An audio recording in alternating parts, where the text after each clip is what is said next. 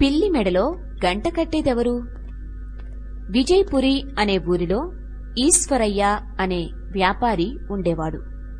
ఆ ఇంట్లోనే ఒక గదిలో ఒక పిల్లి ఉండేది. అదే ఇంటిలో ఒక చిన్న గదిలో ఈశ్వరయ్య బియ్యాన్ని దాచుకునేవాడు. ఆ గదిలో 7 కలుగులుండేవి.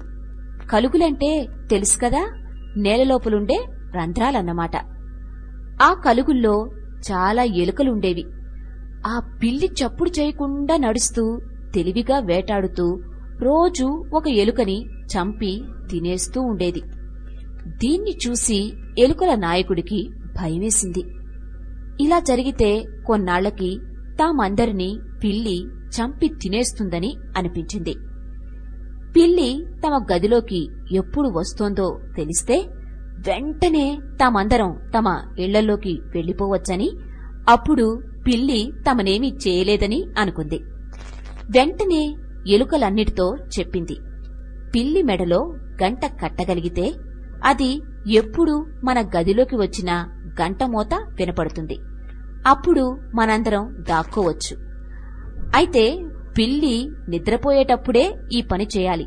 దీనికి మీరేమంటారు? అవును అవును అంటూ అన్ని ఎలుకలు సంతోషంగా తలలూపాయి. మరి పిల్లి మెడలో ఎవరు గంట కడతారు? ఎలుకల నాయకుడు అడిగింది. అన్ని ఎలుకలు మాట్లాడకుండా కూర్చున్నాయి. నిద్రపోయే సమయంలో అయినా పిల్లి దగ్గరికి వెళ్లాలంటే అన్నిటికీ భయమే. ఎందుకంటే ఎలుక కనబడితే పిల్లి చంపి తినేస్తుంది కదా. చివరికి ఎవ్వరూ గంట కట్టేందుకు ఒప్పుకోలేదు. పాపం, ఆ తర్వాత కూడా పిల్లి రోజూ ఒక ఎలుకని చంపి తింటూనే ఉంది.